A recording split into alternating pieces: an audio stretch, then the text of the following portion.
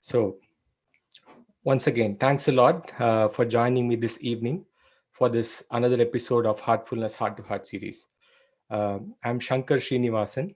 I've been practicing heartfulness meditation since 2006. In case you have followed this Heart to Heart series, we come up with a topic where we discuss about different heartfulness concepts, and then we plunge into guided relaxation and meditation sessions. So from that perspective, we have a new topic that we want to discuss upon, and that's something that you're already seeing on the screen, which is what meditation is not, right? Uh, and in case you have not subscribed to our YouTube channel so far, like you see that we are available, we are present in Facebook, Instagram, LinkedIn, and Twitter. So we suggest that you can follow us on these platforms so that you get instant notifications when we have any new videos, whether we are live or whether we upload something. So thanks a lot for the support extended so far. Uh, with regard to this topic, what meditation is not, there is a backstory to this topic, right? A friend of mine who recently reached out to me, she has been practicing meditation, and she shared her experience with her meditation practice. So she mentioned that, Shankar, I've been meditating on my own. I've followed some of the books and online guided programs available where they emphasize that, you have to close your eyes, you have to concentrate on the object of meditation, which was provided to her. And she was also trying to curb the flow of thoughts, right? So from her perspective, she was asked to concentrate on the object and to get into a thoughtless state. uh, so this was the idea of meditation for her. So she said that, so Shankar, when I meditate this way, uh, I have a kind of a relaxed sensation temporarily, but I get into a restless mode in the next few minutes, and then I cannot sit any longer. So when you're saying with heartfulness meditation that you can meditate for 30 minutes or 1 hour or so, I really can't think how that is possible. So that was the thought process behind having this topic today as to what meditation is not, so that we really explore on the concept of what is concentration, what is meditation. Is concentration and meditation one and the same, or are they different? And if it is different, what exactly is the difference? And from the heartfulness meditation standpoint, where exactly concentration is, right? So these are the stuffs that we're going to discuss. And as you see, I have some visual slides here to better describe about this topic. And the source of this content that I'm going to share is all taken from this excellent book called The Heartfulness Way, which has been co-authored by Kamlesh Patel, fondly called as Daji, who's the current global guide of heartfulness, along with Joshua Pollack. So without any further ado, let's get started. Okay. So if we want to discuss about meditation or concentration, I think it cannot be possible without discussing about the role of the mind, right? I wanted to give an example, a real life example. Suppose you have an upcoming travel, right? You're going to make an air travel tomorrow. So what will be the state of mind that you will be today? You'll be attending to your mundane activities, but your mind will be, suggesting you to, get everything ready, like pack your things, and then have a backup plan in place when you're not there at house. Leave a note to others so that they know that you are not available there. You take all these plans throughout the course of the day, and towards the evening probably you're thinking, okay, my flight is early in the morning tomorrow, whether I'll be having a taxi available at that point of time early in the morning, whether I'll be able to have everything in control and stuffs like that. So come the next day, you are in your taxi, everything went as per plan. And when you're traveling in the taxi, you're now thinking whether I'll be able to reach the airport on time. You're looking at the traffic, it's still early in the morning, 3 a.m., 4 a.m. There is so much traffic. So will I be able to reach the airport on time, get through all the security checks? Will I be able to get my preferred seat? All those stuffs, right? So your mind is now thinking about that. uh, Now, once after that is all done, now you're sitting at in your seat, the preferred seat that you wanted, and you're relaxing. Now, what will be your mind doing at this point of time? You're just thinking about what can you relish upon in the flight, what kind of food that will be delivered to you, right?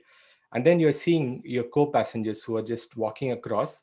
You're sitting here, you're looking at them, and your mind is actually making its own decisions about the people that it sees. So without you even knowing them, it comes to its own conclusions and judgments about them.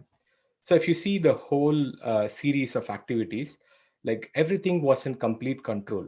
But what your mind was doing was, when you are getting ready for travel, it was thinking about what happens when you're actually going to the airport. When everything was in control, now it is thinking about what happens when you are going to travel, whether everything is going to be okay or stuff like that.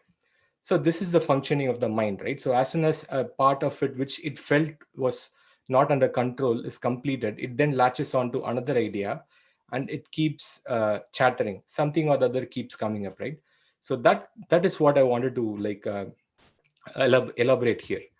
The natural state of the mind, as you see, is to think, right?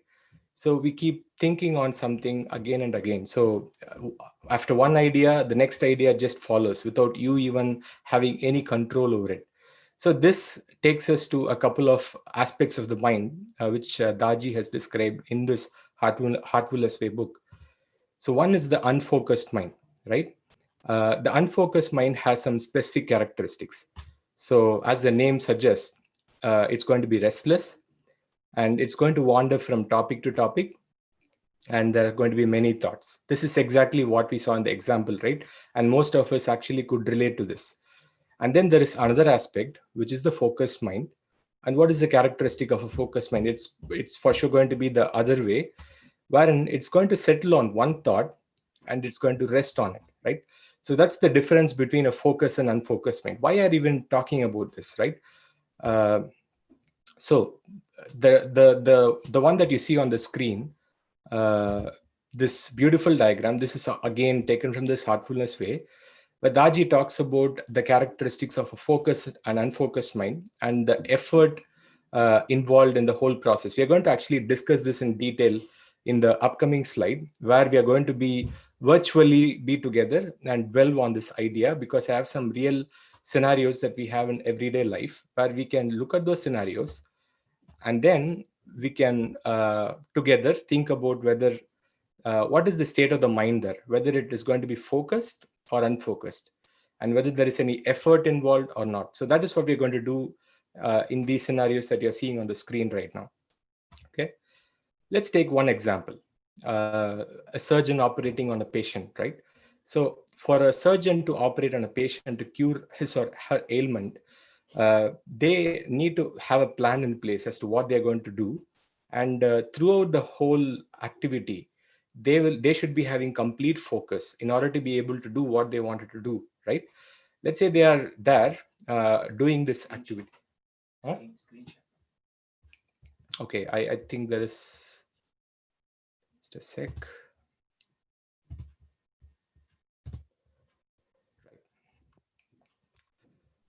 Okay, I hope you guys are now able to see my screen, right?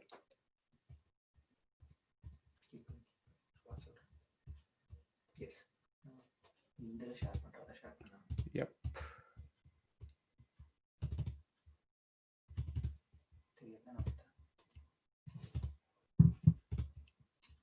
Right. My apologies for not having shared my screen earlier, although I assumed that I had. So coming back to this real scenarios, right? So surgeon operating on the patient. So that's what we are discussing here. Let's say the surgeon, when he's doing this activity, he's immersed in some other idea, like he's worried about some of his personal stuff. What will be the outcome there, right? There is a life involved here, and they will for sure not risk such a stuff, right? So for this activity to happen, what are the two characteristics involved here? So we need to have focus and effort. Both of this are the key here, right? So without this, I think whatever they want to achieve is not possible. The second one is a very a normal example which anybody could relate to. We want to cook or bake as per a recipe.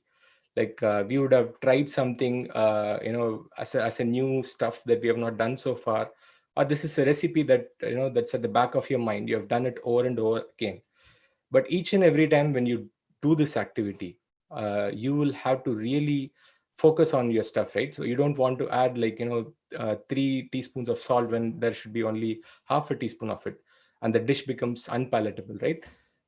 So here again, focus and effort, that is the key. One more example is, this is some one of my favorite examples. So it's about playing in any form of sport. Like, cricket is a sport which I'm personally attached to. So there are different versions of the game. Like, you have a test cricket, one day T20 and all.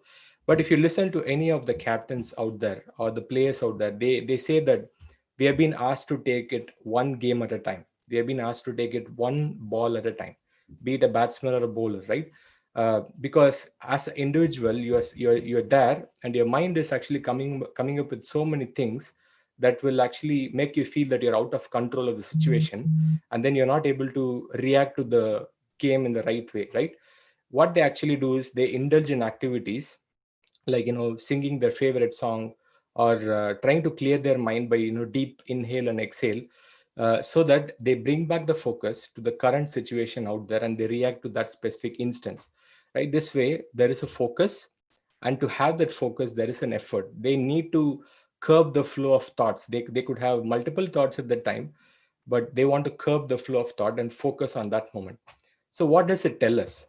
Coming back to the same graph, I would like to say, where Daji has mentioned, so if there is a focus and if there is an effort involved, then what does it mean? This is what concentration is all about, right? So these three examples, there could be many of it, but these three tells us that, this is what concentration is. Now, on the contra, let's say there is a businessman who's really doing very good. He's working for somebody else, and he's very good at what he's doing, and he wants to venture into his own business and make more money. This is something that he's very passionate about, he's very interested about, right? So what happens now? So he's attending to his task every day, but he's thinking about what he can do the best to actually make it more successful as a personal venture. So he's thinking about it day in and day out, effortlessly. Like, nobody is coming at the back of his mind, reminding that, you should start your own venture, do this, do that. So in this case, there is an effort, which is effortless focus, right? So in this case, it's the other way around. Nobody's asking him to be focused on it, wherein the interest that he has for this, and the idea of making more money, which is what he's able to relate to, gives him this effortless focus, right? One other example is thinking about a loved one. Like, just imagine, like, our parents out there, like your mother, after you are at school, she's really worried about whether you really had your food on time, whether you're able to attend your classes, whether you're going to come back home. She's thinking about you all the time. Did somebody ask her to think that way? No. She's having that love from the heart, that she's able to think only about you over and over again, even though she has her own worries and her own interest, right? And another example is about a movie. Let's say you have gone to this theater for this new Harry Potter movie, and you are there, and what happens is, after a period of time, there is this first break, and you just realize that, 1 hour has just passed by without even you realizing it. What has happened is, the subject that you see on the screen has really captivated your focus and attention, that you're completely lost. You're physically present there, but you're completely lost. So there is an effortless focus there, and you're actually having what is this meditation here. So when there is no effort, but you are able to focus, that is meditation. But the other three examples that you saw, when there is a focus there and there is a effort on your side to have that focus, that is concentration, right? Like, one more example to understand the other two ideas, right? Let's say you are working on something which doesn't really interest you, you're not passionate about, but you have to do it for the sake of doing it day in and day out. Like, 1 hour will seem very long for you, right? So imagine if it is 8 hours a day, every day of the week, and for so many years to come by. What happens is, like, you are making an effort, but you're not focused because there is no interest or the underlying passion that you have to actually do that activity. So this results in frustration, right?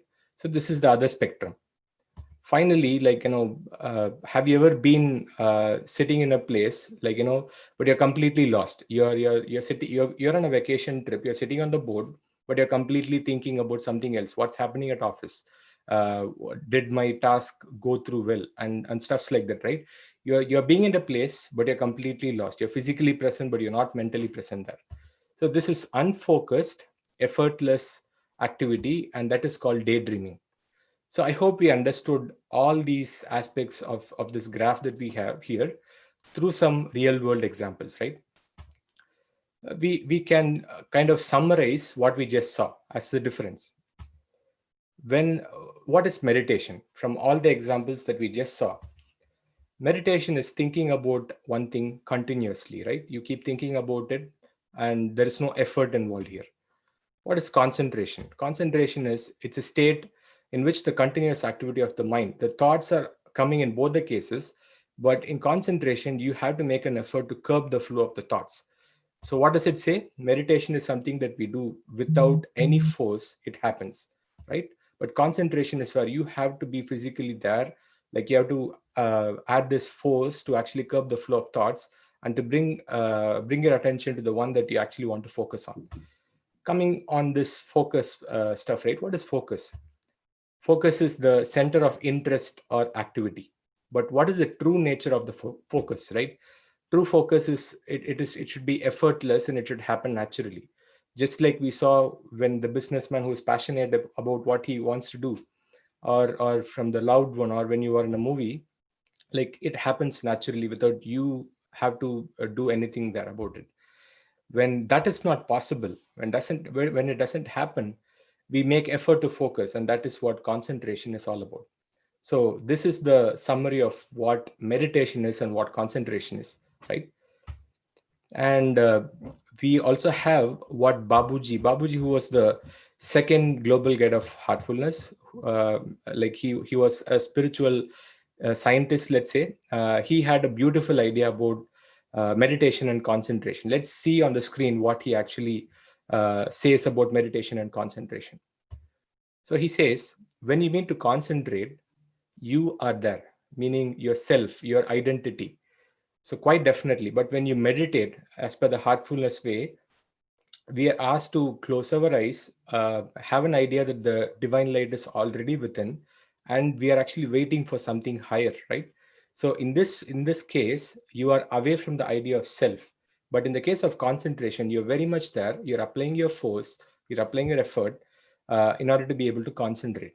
Okay, so this is taken from Complete Works of Ramchandra, Volume 2. So the pages are also there in case you want to dwell deep on that. And he also goes on to say, what is the relation between concentration and meditation? Right? He says, concentration is the automatic and natural result of meditation, right?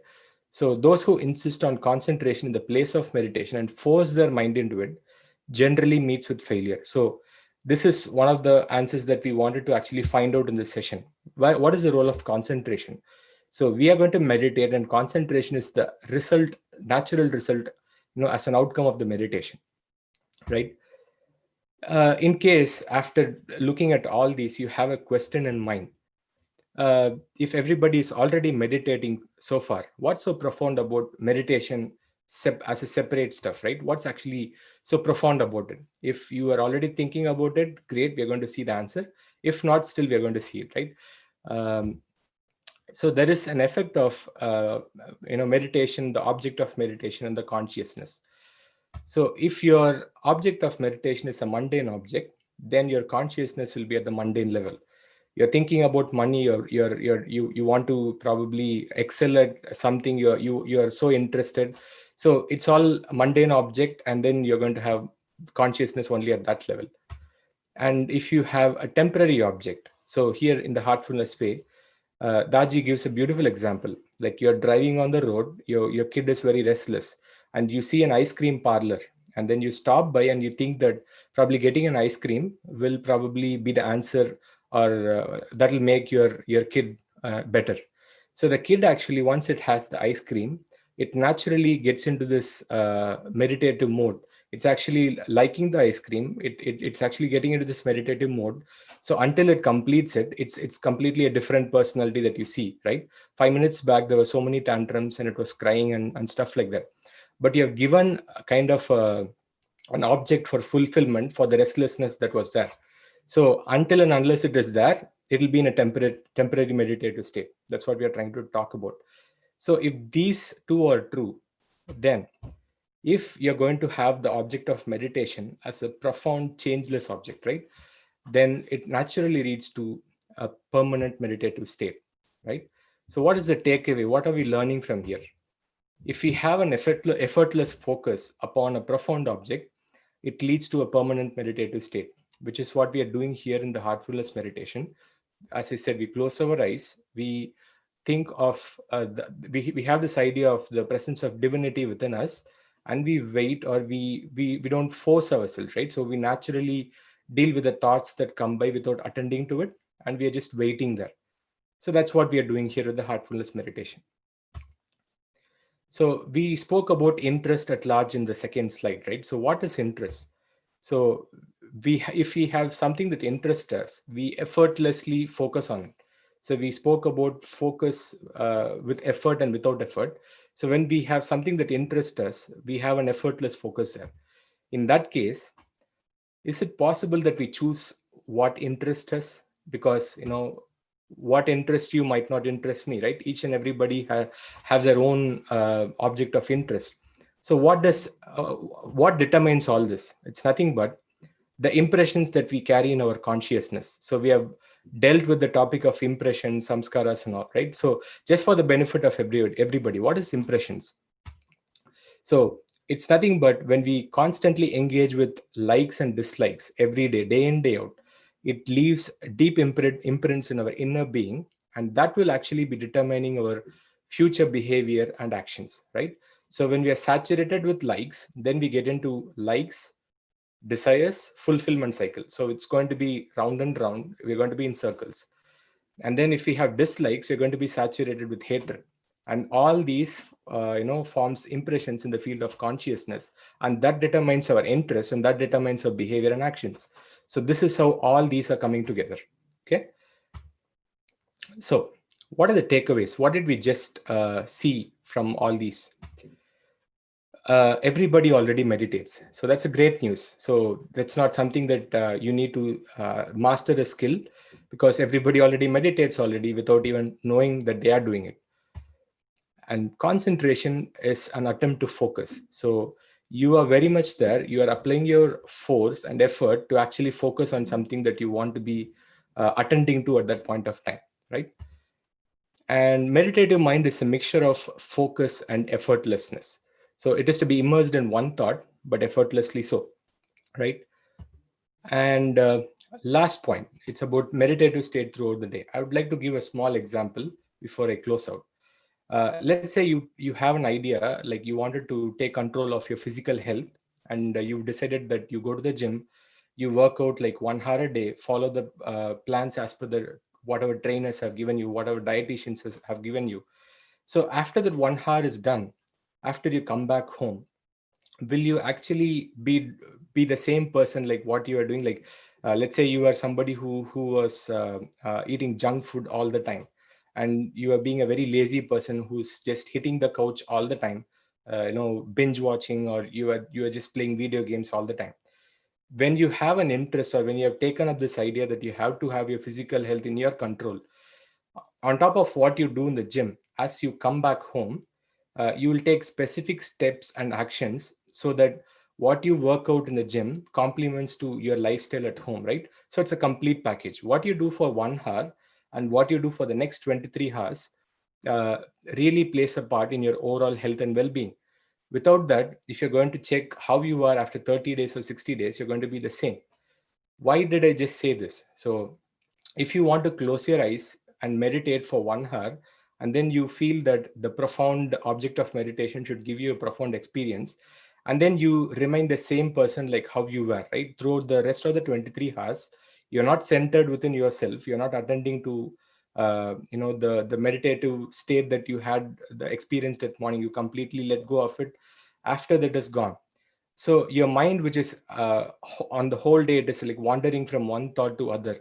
If you don't take definitive actions to curb that and take things in your control, like the next meditation would not be any different than the previous one. On the contrary, right, if you were to meditate and you're going to mold your life and character and attitude so that you're actually going to wait for the next meditation and mold your life in such a way, this is a complete package, right? The 1 hour meditation and the rest of the day, it's actually going to add up to the effect of the next meditation session that you're going to experience, right? So with this short presentation, I just wanted to take up this idea because I felt that everybody was actually interchangeably using meditation and concentration as the same term, that they're fundamentally same. But I wanted to share what is the difference there. I hope this really made sense here. Thanks a lot for watching this. So now we are going to actually do this guided relaxation and then jump into the meditation session. Okay, so let's get started.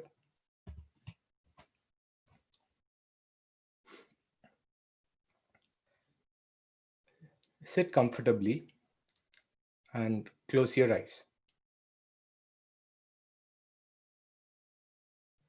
Just observe the air that you breathe, as it goes in and comes out. Each and every second that you're inhaling and exhaling without even being aware of it. And it's nourishing with so much energy.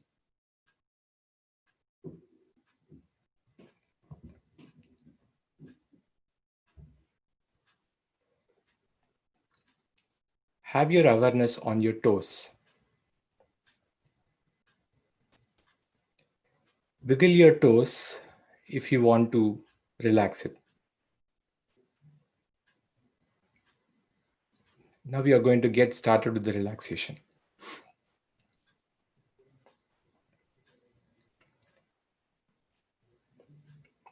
The divine energy from the Mother Earth is entering your toes, foot, ankles, all the way through your knees. Now your lower leg is completely relaxed. Take a deep breath in and let go.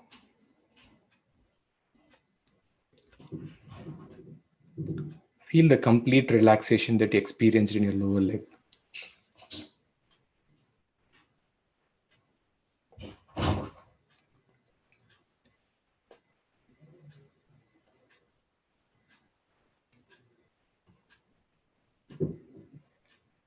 The divine energy is now expanding all the way through your upper legs,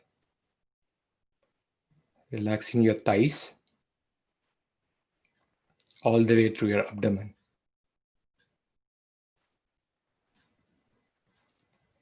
Take a deep breath in and let go.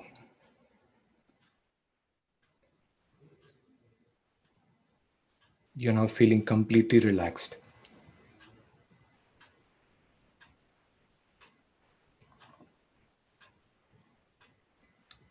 Now your whole leg is completely relaxed.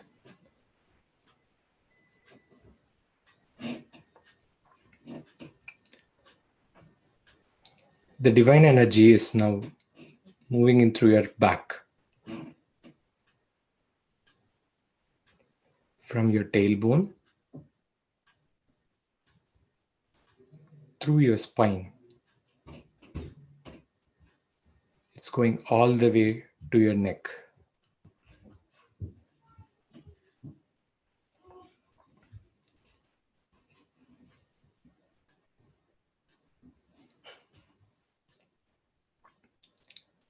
Feel that your whole spine is getting completely relaxed. Take a deep breath in and let go.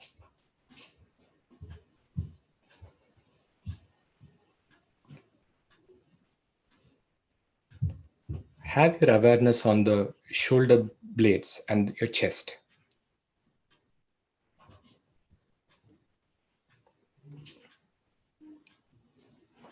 The divine energy is helping you to completely relax there.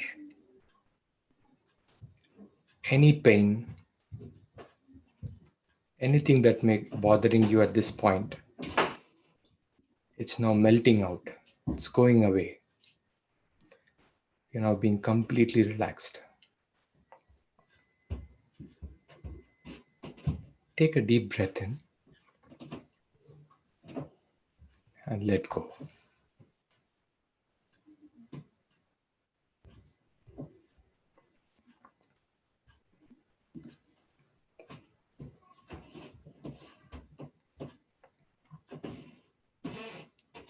Observe that the divine energy, healing energy of the Mother Earth is now going through your upper arms, elbow, lower arms, and to your hand and fingers.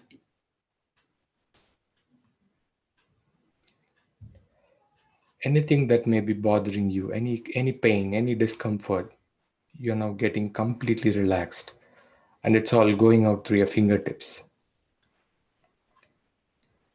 Feel the complete relaxing effort that you're experiencing right now. Take a deep breath in and let go.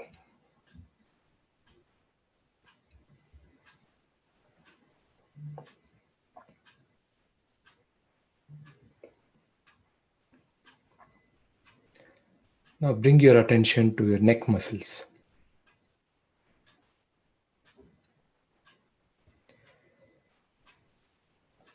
Feel that each and every muscle there is getting completely relaxed with the healing energy of the Mother Earth. Getting completely relaxed.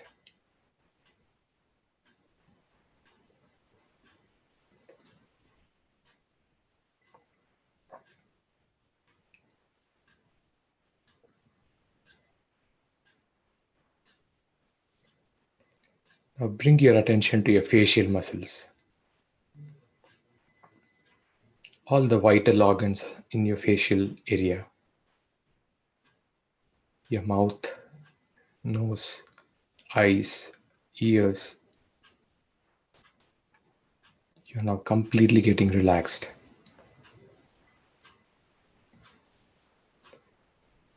Take a deep breath in and let go.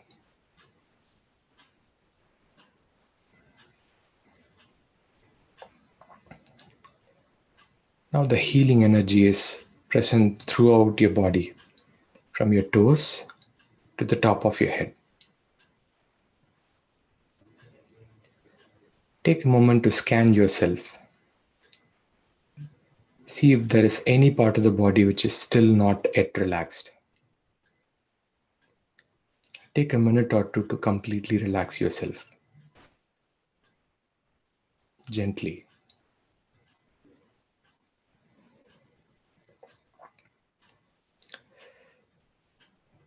Take a deep breath in and let go.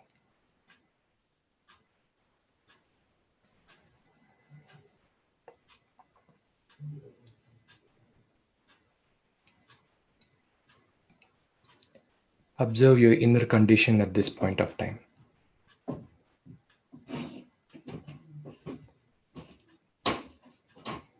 Gently bring your awareness on the heart.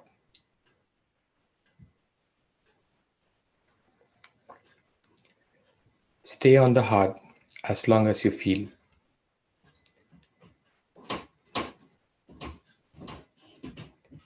We are now going to begin the meditation.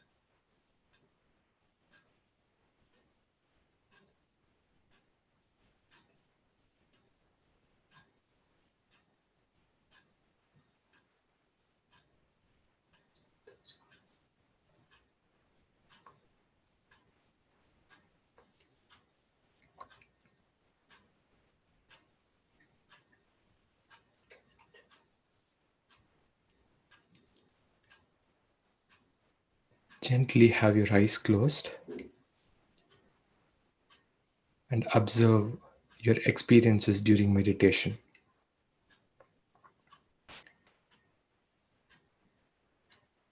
Observe your condition right now with what it was before the meditation.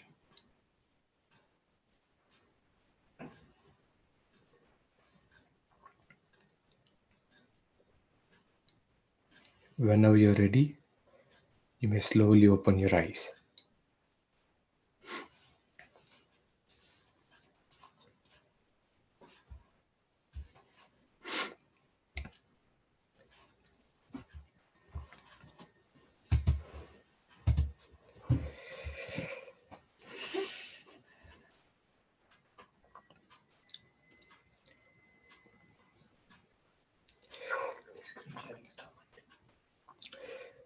So, thank you once again, everybody, for joining in the session today. And if you have any comments or feedbacks regarding the session, what you liked about it, what you want us to improve, please leave us in the comments box, or you can also reach us on heartfulnesscares@heartfulness.org. And we have an announcement to make. So July 24th is the 93rd birth anniversary of Chariji Maharaj, the third global guide of heartfulness. So marking this occasion, so we have a virtual celebration with Daji. We have live YouTube meditation that will be happening with Daji, and Eastern time, morning 8:30 a.m. and night 9:30 p.m. on 23rd July, which is tomorrow, and 24th July, which is the day after. We have these virtual celebrations. So you may choose to subscribe to the main Heartfulness YouTube channel if you have not, and you can just see that they've already premiered the invitation for the upcoming meditation session. So if you are able to join, because it's going to be a very auspicious occasion, if possible, consider joining the session. So thanks a lot again for joining the Heart to Heart series today. So through this session, hope we were able to understand what is not meditation, like concentration is not meditation, and through that we were able to identify what is meditation. So with that, thank you so much. We'll see you next time with another session. Thanks a lot.